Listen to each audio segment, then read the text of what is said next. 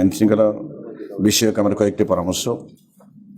সেটা হচ্ছে আমাদের শিক্ষা প্রতিষ্ঠান সংক্রান্ত আমাদের পিটিএ যদি আমাদের কার্যকর হয়, আমাদের টিচার এবং প্যারেন্টসের অ্যাসোসিয়েশনের বিষয়টি কার্যকর হলে আমার মনে হয় টিচারদের মধ্যে দুই একজন প্রতিনিধি, গার্ডিয়ানদের সচেতন প্রতিনিধি যৌথভাবে কাজ করলে শিক্ষা প্রতিষ্ঠানের বিষয়গুলো কিছুটা হলো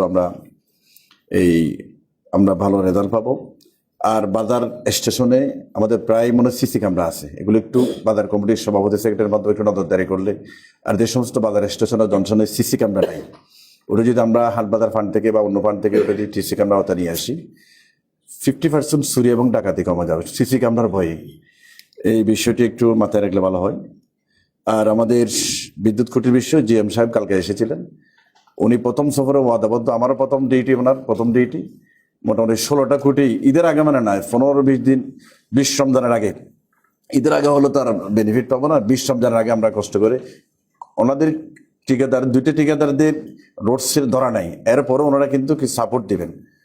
আমরা আশা করব এই ডিজিএম সাহেব, এটা আমাদের বাঁশখালীবাসীর প্রধান সমস্যা।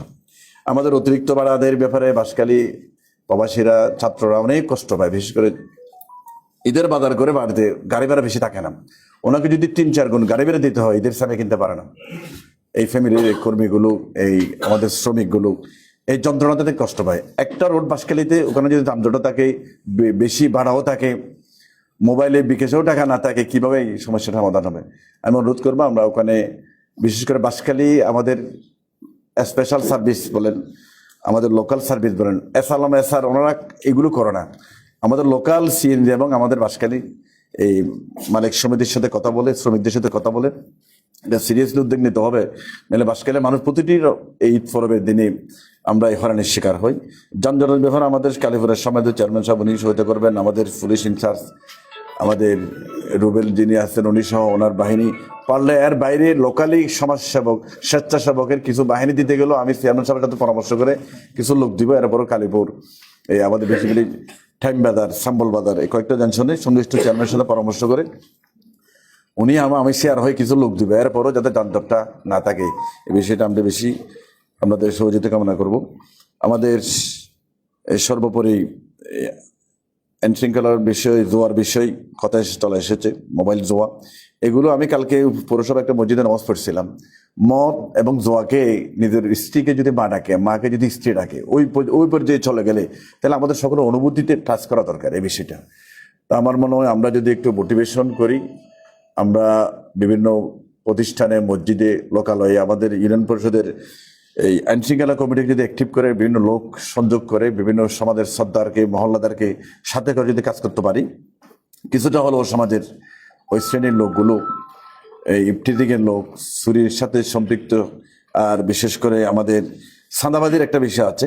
চাঁদাবাজি গড় করতে গেলে পৌরসভায় কিছু চিহ্নিত ব্যক্তি নীরবে চাঁদা দাবি করে, এগুলো ডাইরেক্ট ইনডাইরেক্ট জায়গার নাম দিয়ে, খতিয়ানের নাম দেখিয়ে উনি সিভিল মামলা করুক অথবা থানায় একটু অভিযোগ দিয়ে দেন দরবার বিচারের পরিবেশ করে নীরবে যোগের মতো রক্ত শুষে খায়, ও ব্যক্তিগুলো চিহ্নিত করা দরকার। আমার চিহ্নিত বিষয়গুলো আমি আমাদের অফিসার বাঁশখালীকে আজকে কালকে কয়েকজনের নাম বলে দেব। একটা না 8-10টা মামলা থাকবে ওনার, উনি কন্ট্রাক্টে থাকবে যে ওই দেখুন একজন অভিযোগকারী হয়ে পিছনে সময় দিবেন, নীরবে টাকা চাইবে। আমাদের ব্যাপার আমার মনে হয় একটু সিরিয়াস হওয়া দরকার। ভালো পরিবেশে ভালো ড্রেসদারি লোক নীরবে চাঁদা খাবে, বিশেষ করে গড় যারা করেন, এই পৌরসভাতে আছেন, আমাদের বিভিন্ন উপজেলা ইউনিয়নে আছেন, বিভিন্ন ইউনিয়ন পরিষদের পাশাপাশি রাস্তার পাশে নীরবে কিছু ভালো বেশদারি কিছু চাঁদাবাদ হয়, যে দলের হোক, চাঁদাবাদের ব্যাপারে খুব সিরিয়াস হতে হবে। সাধারণ মানুষকে ছেড়ে দিলে আবার গণভিডিও দিলে আরেক মুসিবত, ওটা তো আমরা না করবো, অবশ্যই না করবো, কিন্তু চাঁদাবাদের ব্যাপারে ওদের সচেতন হওয়া দরকার। মানুষ নীরবে নীরবে চাঁদা দিবে আর জনপ্রতিনিধিরা আমরা জনপ্রতিনিধিত্ব করবো, এটা তো হতে পারে না। মানুষের সাথে কমিটমেন্ট দিয়েছি আমরা, বিশেষ করে দুর্নীতির বিষয়ে, চাঁদাবাদের বিষয়ে আমরা সর্বোচ্চ সচেতন মনোভাব নিয়ে, দরদপূর্ণ মনোভাব নিয়ে আমরা কাজ করব। আমি এই নীরব চাঁদাবাদদের একটু দেখা দরকার। মোটরসাইকেল চুরির সিন্ডিকেট আছে, গরু চুরির সিন্ডিকেট আছে, এগুলো সিসি ক্যামেরা কিছু কন্ট্রোল করবে। আর যাদের এই ওই ব্যাপারে বড় বড় গরুর খামার আছে, ওনারা আলাদা লোকজন পাহারাদারে রাখা দরকার। 2টা পর্যন্ত ঘুম যায় না, 2টা 3টা 4টার আগে কাজ করে ফেলে। ওদের ওখানে কি মুখে কি একটা দিচ্ছে, আওয়াজ করে না, ট্রাকে গরু উঠে যায়, এই সমস্ত কথা বলে সর্বস্ব নিঃস্ব হয়ে যায়। আমার মনে হয় ওনাদেরকেও চিন্তা করা দরকার, পাহারাদারি চিন্তা করা দরকার। যাদের বড় প্রজেক্ট আছে, খামার আছে, আমরা পাহারাদারি না করার কারণে আমাদের বৃষ্টিটা হয়ে যায়। আর প্রত্যেক বাজার কমিটি যদি আমরা একটু পাহারাদার রাখার নিশ্চিত করি, ফসল দিবে ঘন্টার পর ঘন্টার, 1 ঘন্টা পর পর উনি তার বড় বেল দেবে, এভাবে সচেতন হয়ে একজন না দুজন পাহারাদার যদি থাকেন, পাহারাদার স্মৃতি আমরা 2টা থাকলেই সহজেই চুরি ডাকাতি কম হয়। আর পাহারাদার না থাকলে আমাদের ব্যবসায়ীরা নিজেরা বাইরোটেশন একজন দায়িত্ব পারবেন পাহারাদারের সাথে, স্বেচ্ছাসেবী দায়িত্ব পারবেন। ওইসবে একটু কন্ট্রোল করলে আমরা এই সমাজকে ধরে রাখতে পারবো। না হলে নীরব আবার ওই সিন্ডিকেটরা কাজ করবে। মোটরসাইকেল চুরি কীভাবে হয় কেউ টেরও পায় না, সিটি ক্যামেরা মুখে নেকাপ পরে একটা মাস্ক পরে কিন্তু কাজ করে ফেলে। এই বিষয়গুলো আমরা একটু সিরিয়াসলি দেখব। সর্বোপরি এই আমাদের সম্মানিত আজকের মুক্তিযুদ্ধ কমান্ডার সাহেব উনি বলছেন, আমাদের সরবে বলেছেন, আমি কিন্তু উপজেলা চেয়ারম্যান আমাদের এই কমপ্লেক্স হবার আগে আপনাদের বসার জন্য কিছু ফার্নিচার টার্নিচার দিয়েছিলাম উপজেলা পরিষদ থেকে, আমার খেয়াল পড়ছে।